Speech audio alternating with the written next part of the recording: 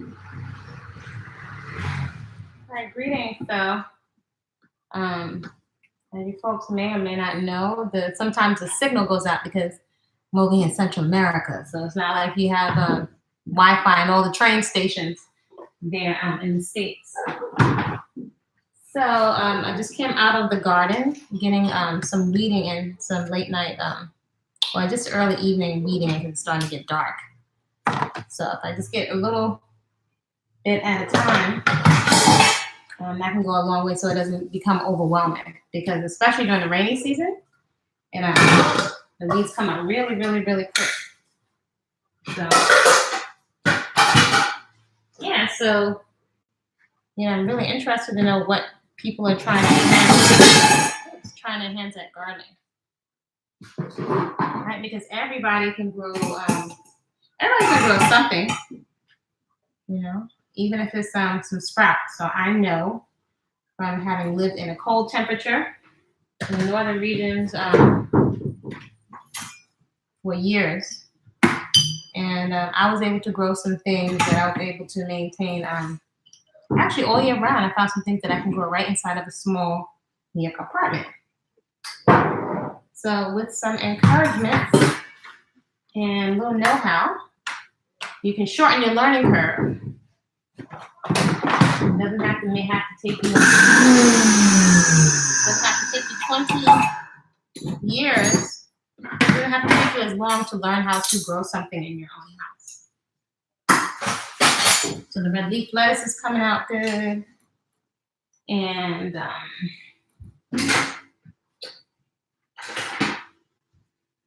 going to do some more weeding tomorrow. The red leaf lettuce is coming along very nicely. As well as, let's see what else. The purple kale that my sister planted is looking very beautiful.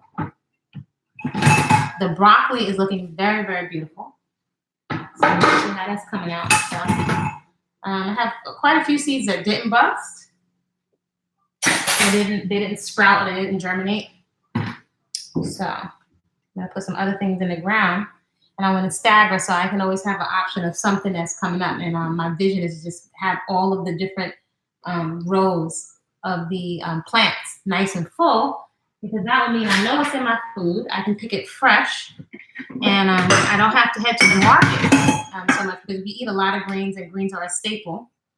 They get kind of costly. So anything that you can grow on your own, that would be preferable. Plus, when you're working with your own food, it gives you a healthy respect for the food that you have to eat. So you're less likely to want to waste food when you spend months watering it and weeding it and putting good soil down. Then it's such an investment of time and energy.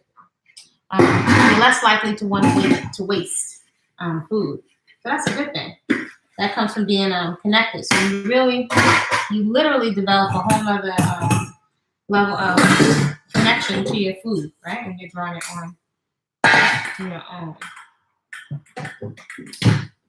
So I'm about to press some things. So one thing I touched on before, earlier I was talking about knives and having good tools that make it a lot more fun. In addition to having some good tips, some know-how, and some company in the food prep area, or what we commonly know as the kitchen or the kitchen healing laboratory. If you have good company and you have good tools, another thing is having good ingredients. So in addition to good seeds to grow stuff, to grow produce, you also want to have good ingredients like your salts.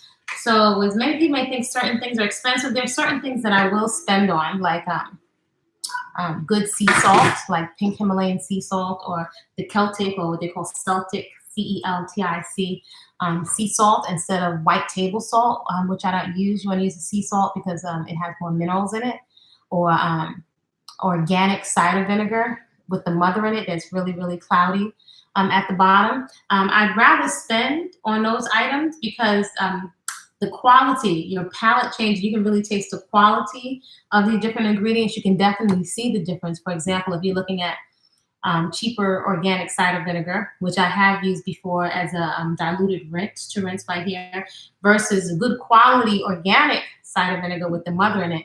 It's a definite difference in the quality. So you want things that are of good quality, because all of those things are going to make your experience of eating that much more enjoyable. So my sister harvested these collards.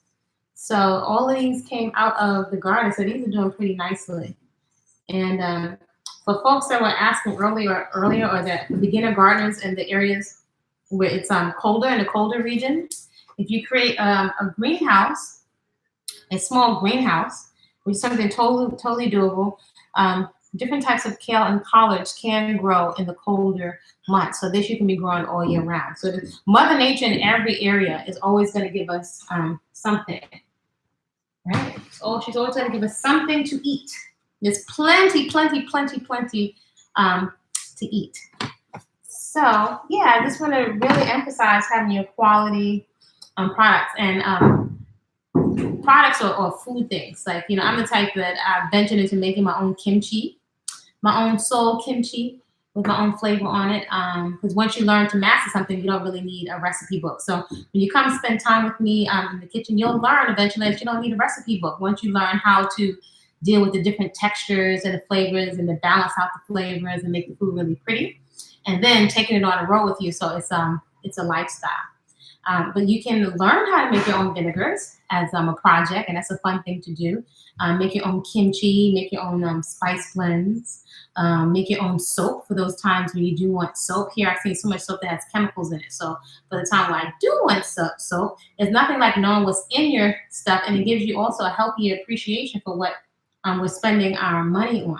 So you want to have the best tools and the best ingredients. So you say eat less and eat the best, but you're also eating more, and you're going to feel more satiated with whole living plant foods, because the water and the fiber and the living nutrition is intact inside of the food. So please give the video a thumbs up. Hit the bell so that you are notified whenever I upload new videos. Do let me know how you like the puppet series, Sister Butterfly and Sister Monkey Learn to Eat Better. And let me know, what are your favorite tools and ingredients that you like to have inside the food prep area that really make the whole enjoyance of preparing food more interesting? Is it really about having company, know-how, your tools and your ingredients, or all of the above? All right, love to hear from you. See you soon.